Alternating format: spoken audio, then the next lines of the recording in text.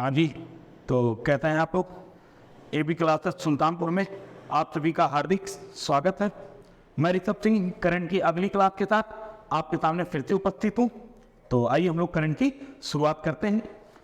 शनिवार को मैंने आपको क्लास दी थी करंट की, क्योंकि छुट्टी थी बीच में, और मैंने जो आपसे क्वेश्चन पूछे थे उस क्वेश्चन का जवाब आपने बड़ी अच्छी तरीके से दिया। मैंने सारे कमेंट आपके पढ़े थे। तो आज भी मैं आपको कुछ क्वेश्चन दूंगा जो कि वीडियो के लास्ट में दूंगा आपको, और उसके जवाब आप मुझे दीजिएगा, क्योंकि बीच बीच में बता देना तो आप भी भूल जाते हैं कौन से क्वेश्चन का जवाब देना है, कौन सा नहीं देना है। तो मैं लास्ट में एकदम लिख दूंगा क्वेश्चन, और उस क्वेश्चन का जवाब तो आप मुझे दे दीजिएगा, मैं उसको कमेंट में पढ़ लूंगा। तो आइए पहले क्वेश्चन की शुरुआत करते हैं। अगर हम बात करें पहले क्वेश्चन की भैया, तो आज का पहला क्वेश्चन है कि हाल ही में सुविधा पोर्टल किस आयोग के द्वारा लॉन्च किया गया?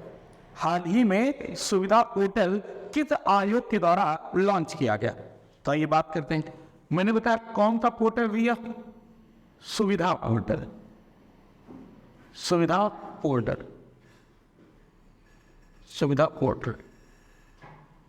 और ये जो सुविधा पोर्टल है भैया, ये लॉन्च किया गया है भारतीय निर्वाचन आयोग के द्वारा। भारतीय निर्वाचन आयोग के द्वारा, भारतीय निर्वाचन आयोग, ठीक, इंडियन इलेक्शन कमीशन के द्वारा इसको लॉन्च किया गया। पहले हम समझ लेते हैं भारतीय निर्वाचन आयोग के बारे में, फिर हम आ जाएंगे सुविधा पोर्टल पर। तो अगर मैं बात करूं भारतीय निर्वाचन आयोग की, तो इसका उल्लेख संविधान के भाग 15 में अनुच्छेद 324 से 329 में है। ठीक, ये ध्यान में आप रखिएगा।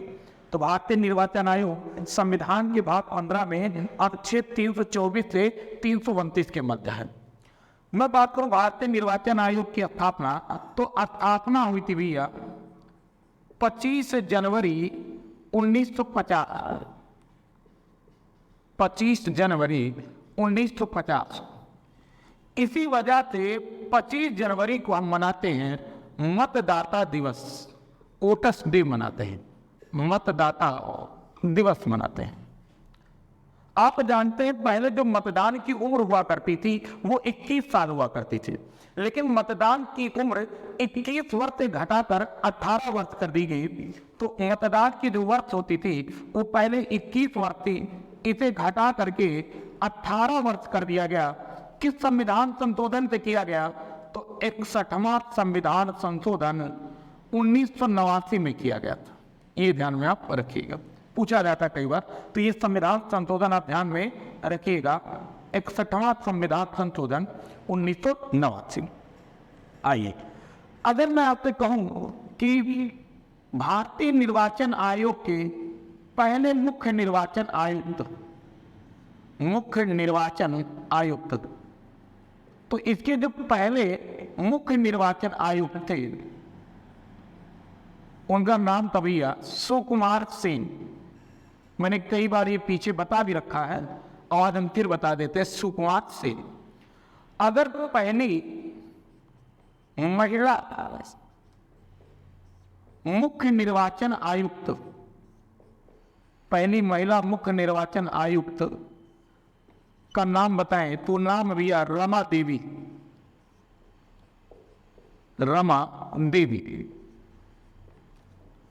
अगर मैं बात करूं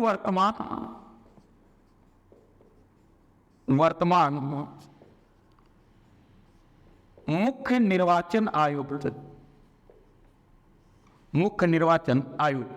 तो वर्तमान जो मुख्य निर्वाचन आयुक्त हैं उनका नाम है राजीव कुमार।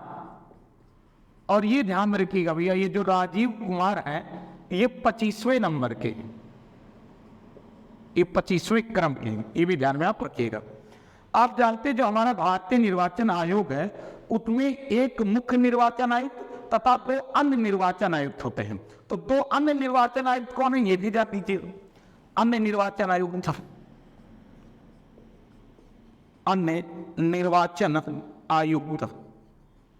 तो अन्य जो निर्वाचन आयुक्त है भैया, एक है ज्ञानेश कुमार, और एक भैया सुखविंदर। दो नाम ध्यान में रखिएगा, एक भैया ज्ञानेश कुमार और एक है आपके सुखविंदर सिंह संधू। सुखविंदर सिंह संधू ये, ठीक है। तो भारतीय निर्वाचन आयुक्त में एक मुख्य निर्वाचन आयुक्त तथा दो अन्य निर्वाचन आयुक्त हैं। तो वर्तमान जो मुख्य निर्वाचन आयुक्त उनका नाम राजीव कुमार है, जो अन्य निर्वाचन आयुक्त है उनमें एक ज्ञानेश कुमार है, एक सुखविंदर सिंह संधू है। ये भी ध्यान में रखिएगा। थोड़ी सी और हम बात करेंगे निर्वाचन आयुक्त के बारे में। देखिए, अगर मैं बात बताऊं निर्वाचन आयोग के बारे में, तो ये जो निर्वाचन आयोग है इसके द्वारा कई ऐप लॉन्च किए गए, जिनमें से आप जानते हैं एक है C vigil app, vigil app, एक है इनकोर ऐप, इनकोर ऐप, एक है सक्षम ऐप, एक है नो योर कैंडिडेट,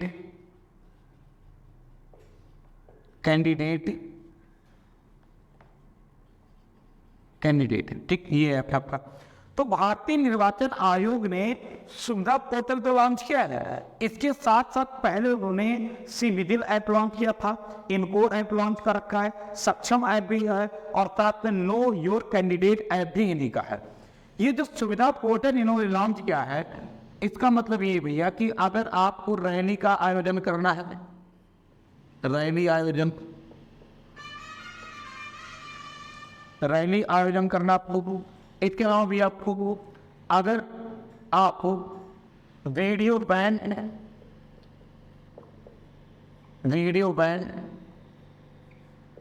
प्रचार प्रसार,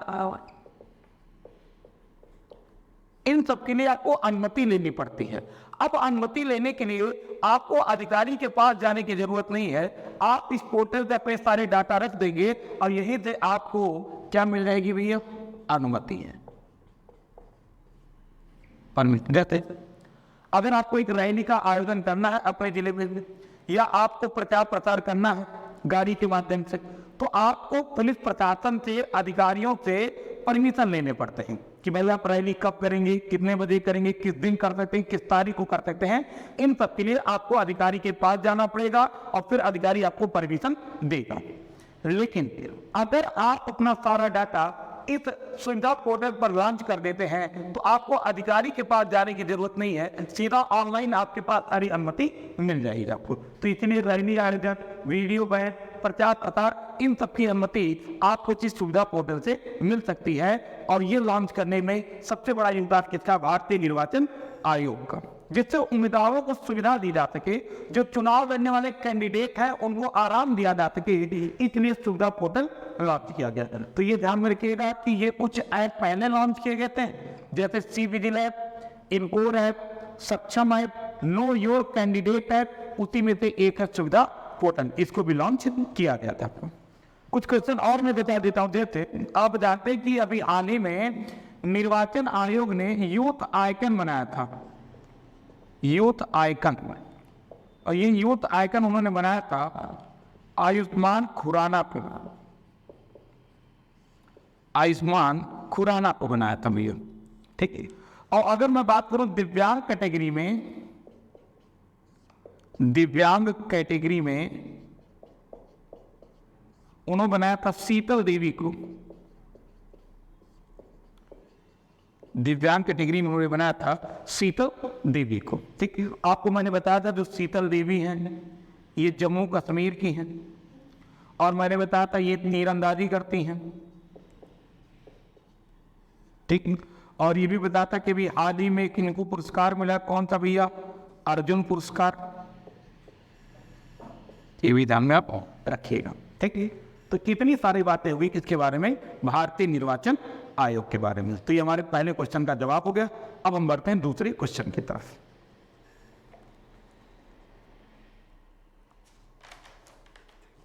चलिए इसको मैं रख कर देता हूं, फिर दूसरे क्वेश्चन पर हम लोग आते हैं। दूसरा क्वेश्चन है भैया, हाल ही में अंतरराष्ट्रीय साहित्य पुरस्कार वाव से किसे सम्मानित किया गया? वाव मतलब मैं तारीफ के लिए वाव नहीं कर रहा हूँ, वाव मतलब ये नाम है, वो ये ध्यान में रखिए ऐसे, ठीक, वाव, ठीक। तो हाल ही में अंतरराष्ट्रीय साहित्य पुरस्कार वाव से किसे सम्मानित किया गया? ये मत समझिएगा तो सर सैफ अली खान हो गया वाव कर रहे हैं, नहीं, ये मैंने वाव बताया, ये एक साहित्य पुरस्कार, इसके बारे में मुझे बताना आपको, तो ये ध्यान में रखिएगा, अंतरराष्ट्रीय साहित्य पुरस्कार, अंतरराष्ट्रीय साहित्य पुरस्कार, अंतरराष्ट्रीय साहित्य पुरस्कार, इस पुरस्कार का नाम है वाव, या वो आप कह सकते हैं वो, ठीक। और इससे भी हाल ही में सम्मानित किया गया ममता सागर को। ममता सागर को कहाँ सम्मानित किया गया भैया? नाइजीरिया में, नाइजीरिया में सम्मानित किया। कितने सम्मानित किया? विश्व लेखक संगठन के द्वारा, विश्व लेखक संगठन के द्वारा सम्मानित किया गया। ममता सागर है कौन भैया? ममता सागर कन्नड़ लेखिका है, कन्नड़ लेखिका है, और ये कर्नाटक की है भैया, कर्नाटक, ठीक। तो अंतरराष्ट्रीय साहित्य पुरस्कार वो से ममता सागर को सम्मानित किया गया। कहाँ सम्मानित किया गया? नाइजीरिया में। कितने सम्मानित किया? विश्व लेखक संगठन के द्वारा सम्मानित किया गया। जो ममता सागर वो कन्नड़ लेखिका है, और कहाँ के भैया? कर्नाटक की, इनको सम्मानित किया गया। तो ये हमारे क्वेश्चन का जवाब हो गया। लेकिन इसके अलावा हम कुछ और आपसे पूछ रहे हैं, पूछ रहे हैं, मैं खुद ही बता देता हूँ आपको। जैसे अगर मैं आपसे कहूँ कि हिंदी साहित्य अकादमी पुरस्कार,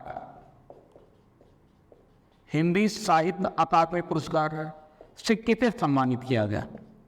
तो हिंदी साहित्य अकादमी पुरस्कार से इस बार जो सम्मानित हो भैया, उनका नाम है संजीव, संजीव। और ये कहाँ के हैं? हमारे सुल्तानपुर के हैं। तो हमारे लिए तो बड़ी गौरव की बात है कि इस बार का जो हिंदी साहित्य का पुरस्कार वो किसको मिला है? संजीव को मिला है, जो कि सुल्तानपुर के ही हैं, सुल्तानपुर। और इनको एक उपन्यास के लिए मिला है, ये उपन्यास है इनका मुझे पहचानो, इस उपन्यास के लिए इनको मिला है हिंदी साहित्य अकादमी पुरस्कार। तो इनका नाम तो आप जरूर ध्यान में रखिएगा, क्योंकि ये सुल्तानपुर के हैं। दूसरा, 33वां व्यास सम्मान किसको मिला है? 33वां व्यास सम्मान, तो ये जो 33वां व्यास सम्मान मिला, ये मिला भैया पुष्पा भारती को, पुष्पा भारती, ठीक। और इनकी जो पुस्तक है भैया, वो है पुस्तक यादें, यादें, यादें, इनको मिला, ठीक। और अगर मैं बात करूं भैया, 33वां सरस्वती सम्मान किसे मिला? अभी हाल ही में दिया गया था, सरस्वती सम्मान बिड़ला फाउंडेशन के द्वारा दिया जाता है सरस्वती सम्मान, ये मिला भैया प्रभा वर्मा को, प्रभा वर्मा को। तो ये कुछ पुरस्कार हो गए, इनको ध्यान में रखिएगा। इसके अलावा इस बार भारत रत्न किन्हें 5 लोगों का नाम आया था, 5 लोगों का नाम देख लीजिए कौन कौन है। एक तो लाल कृष्ण आडवाणी, लाल कृष्ण आडवाणी। दूसरा नाम भैया टी.वी. नरसिम्हा राव,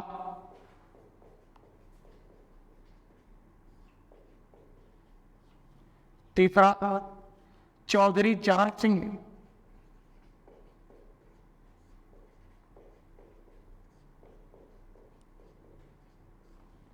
इसके अलावा भैया कर्पूरी ठाकुर, और एक वित्त का नाम बताऊं आपको तो एम.एस. स्वामीनाथन, भारत में हरित क्रांति के जनक एम.एस. स्वामीनाथन, ठीक। इन 5 लोगों को इस बार भैया क्या दिया गया है? भारत रत्न के लिए नॉमिनेट किया गया था। और अगर मैं बात करूं आपसे, इस बार पद्म विभूषण से भी 5 लोगों को सम्मानित किया गया। जरा उनके बारे में भी देख लीजिए कि पद्म विभूषण से किसे सम्मानित किया गया। पद्म विभूषण, पद्म विभूषण। ठीक, तो उनमें एक है पद्मा सुब्रमण्यम, भरतनाट्यम।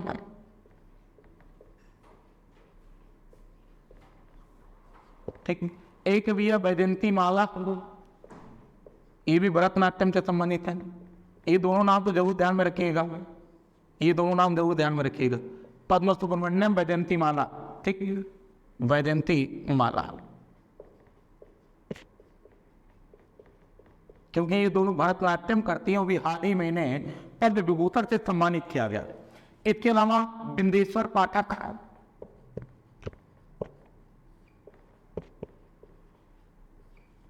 चिरंजीवी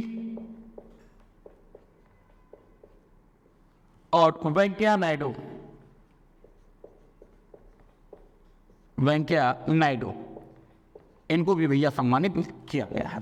ठीक, तो इस बार के कुछ महत्वपूर्ण जो पुरस्कार थे उन पुरस्कारों के बारे में मैंने लिखा हुआ। इसके अलावा इस बार भारत रत्न के लिए 5 लोगों का नाम आया था, तो 5 लोगों का नाम लिख दिया। पद्म विभूषण से 5 लोगों को सम्मानित किया गया, उनका भी नाम मैंने लिख दिया गया। ठीक, आप जानते हैं पीवी नरसिम्हा राव। ठीक, इनके बारे में आप जानते हैं कि 1951 में जो नई आर्थिक नीति आई थी, वो नई आर्थिक नीति लाने में इनका बहुत बड़ा योगदान है, जिसे आप राव मनमोहन मॉडल कहते हैं। ठीक, तो वही पीवी नरसिम्हा राव है।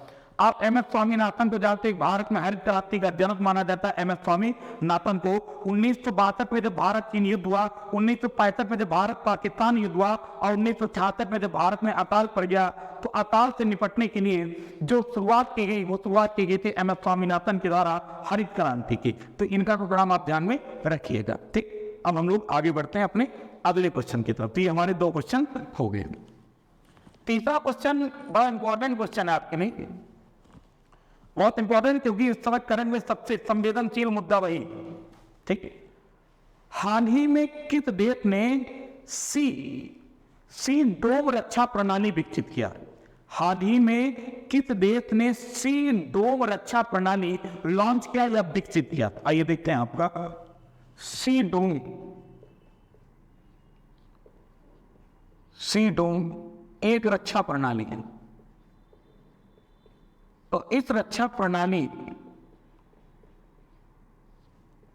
को लॉन्च करने वाला जो देश है उसका नाम है इजराइल। और जानते हैं इजराइल इस समय खूब चर्चा में, इसलिए मैंने कहा इजराइल। और इजराइल ने इस रक्षा प्रणाली को कहां से लॉन्च किया? इजराइल में स्थान है इलियट से लॉन्च किया। तो सी डोम रक्षा प्रणाली इजराइल ने लॉन्च किया। कहां से लॉन्च किया भैया?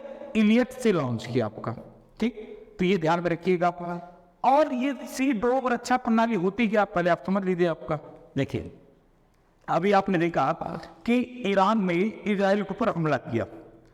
अब इजराइल अपने डिफेंस में क्या कहे कि जो ईरान से हथियार आ रहे हैं, उन हथियारों को हवा में ही नस्ते नाबूद कर दिया जाए, उनको इजराइल की जमीन पर न गिरने दिया जाए, हवा में उनको क्या कर दिया जाए? नष्ट कर दिया जाए।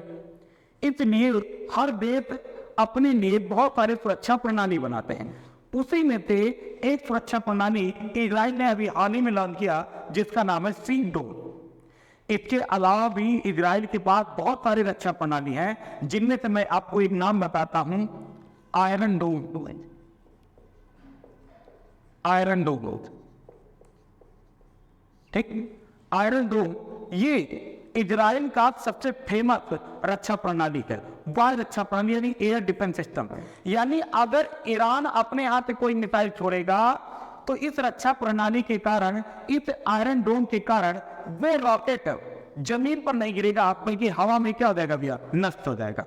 जैसे आप पहले रामायण में देखते थे, जैसे आप पहले महाभारत में देखते थे कि इधर से महाभारत की तरफ से कोई तीर चला रहा है, इधर पांडवों की तरफ से कोई तीर चला रहा है। यानी कौरवों की तरफ से कोई तीर चला रहा है, तो पांडवों की तरफ से भी कोई तीर चला रहा है, और दोनों तीर हवा में लड़ करके आपस में नष्ट हो जाते थे। सेम ऐसे ही अगर ईरान कोई भी मिसाइल दागेगा, तो आयरन जो डोम है इनका, इधर से एक मिसाइल देगी और मिसाइल रास्ते में उसको क्या कर देगी? नष्ट कर देगी, उसको धरती पर गिरने नहीं देगी। यानी इजराइल की पृथ्वी पर गिरने नहीं देगी, इजराइल के भूभाग पर गिरने नहीं देगी। तो एक आयरन डोम हो गया। एक इनका है एरो सिस्टम, ये भी इनका, एक इजराइल का है।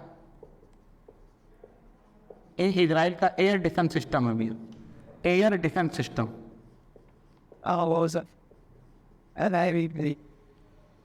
एयर डिफेंस सिस्टम ये। ऐसे ही थर्ड, ये अमेरिका का एयर डिफेंस सिस्टम है S-400, ये रूस का है भैया। और भारत का मैंने कराया था आपको कि जो भारत का एक बस समर एयर डिफेंस सिस्टम है भारत का, और एक अभी हाल ही में मैंने पढ़ाया था आपको वसोरार, ये भारत का क्या है, एयर डिफेंस सिस्टम है। तो सी डोम रक्षा प्रणाली हाल ही में इजराइल के द्वारा लॉन्च किया गया। कहाँ से लॉन्च किया गया? इलियट से। इसके अलावा इजराइल के पास आयरन डोम भी है, एरो सिस्टम भी है। अमेरिका के पास थार है, S-400 रूस के पास है। समर वसोरार किसके पास है भैया? भारत के पास है। ये भारत का एयर डिफेंस सिस्टम हो। थोड़ा सा इजराइल के बारे में हम और जानेंगे, क्योंकि इजराइल इस समय बहुत चर्चा में, तो आप इजराइल के बारे में थोड़ा जान लीजिए। इजराइल की सीमा भैया किससे किससे लगती है? तो एक तो जॉर्डन से लगती है, एक लेबनान से लगती है, सीरिया से लगती है, मिस्र से लगती है। इनसे तो इजराइल की सीमा लगती है। इसके अलावा भूमध्य सागर से भी लगती है, भूमध्य सागर, इनसे भी इजराइल की सीमा लगती है। इजराइल की भैया जो राजधानी का नाम है जेरूसलम, जेरूसलम। और इजराइल की जो मुद्रा का नाम है भैया शेकेल, शेकेल। इजराइल की मुद्रा क्या है? शेकेल।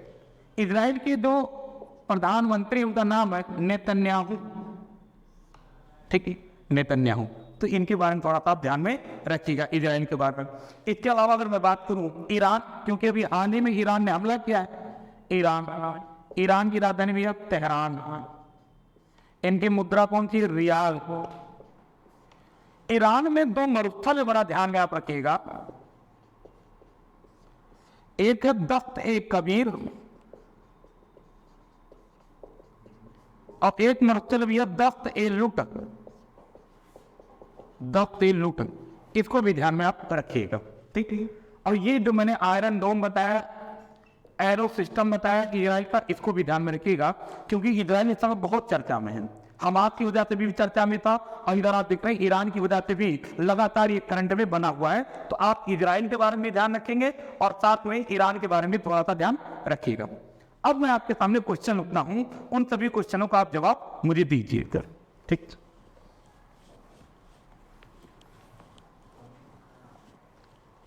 पहला जो क्वेश्चन भैया आज आपके लिए होमवर्क है, एक तो आप बताएंगे मुझे राज्य निर्वाचन आयोग, राज्य निर्वाचन आयोग, ठीक, ये किस अनुच्छेद में है, इसके बारे में आपको बताना है, किस अनुच्छेद में इसका उल्लेख है, यह बताना। दूसरा, इजराइल ने हमास पर जब हमला किया तो कौन सा ऑपरेशन चलाया था, यह बताएंगे आप। और इसी साथ आप ये बताएंगे कि हमास ने इजराइल पे कौन सा ऑपरेशन चलाया था, दोनों बताना आपको, दोनों बताना आपको, ठीक। कि इजराइल ने हमास पे कौन सा ऑपरेशन चलाया था, हमास पे इजराइल ने। तीसरा, भारतीयों को वापस लाने के लिए, वापस लाने के लिए इजराइल से, भारतीयों को वापस लाने के लिए कहां से भैया? इजराइल से। इजराइल से वापस लाने के लिए भारत ने कौन सा ऑपरेशन चलाया था, ये बताएंगे। इसके अलावा इजराइल से चलाने के लिए कौन सा ऑपरेशन चलाया था, ये बताएंगे। इसके बाद जब यूक्रेन और रूस का हुआ था तब भी हमने कौन सा ऑपरेशन चलाया था, आप ये भी बताएंगे, आप ये भी नहीं बताएंगे, ठीक। तो राज्य निर्वाचन आयोग का उल्लेख संविधान के किस अनुच्छेद में, ये बताना है आपको। इसके अलावा इजराइल हमास कौन सा ऑपरेशन चलाया था, ये बताएंगे। हमास में इजराइल के लिए कौन सा ऑपरेशन चलाया था, ये बताएंगे। और भारतीयों को वापस लाने के लिए इजराइल से वापस लाने के लिए भारत ने कौन सा ऑपरेशन चलाया था, और यूक्रेन से वापस लाने के लिए कौन सा ऑपरेशन चलाया था, इनके बारे में भी आपको बताना है। तो आज के लिए बस इतना ही करते हैं, और आप कोशिश करिए कि चैनल को ज़्यादा से ज़्यादा सब्सक्राइब कराएंगे, क्योंकि अगर आप चैनल सब्सक्राइब करेंगे तो और भी टीचर, जैसे मैथ की क्लास हो गई, हिंदी की क्लास हो गई, वो सारी भी क्लासें आपको उपलब्ध होंगी। तो थोड़ा सा आप कोशिश करिए कि सब्सक्राइबर बढ़ाइए, ठीक। जितना आप अच्छा से प्रयास करेंगे उतना हम भी आपकी तरफ से, अपनी तरफ से एफर्ट करेंगे। तो आपके ये सारा क्वेश्चन आप पढ़िएगा, तैयार करिएगा, इसका क्वेश्चन का जवाब आप दीजिएगा, मैं कमेंट पढ़ूंगा आपका। तो आज के लिए इतना ही करते हैं, बहुत बहुत धन्यवाद।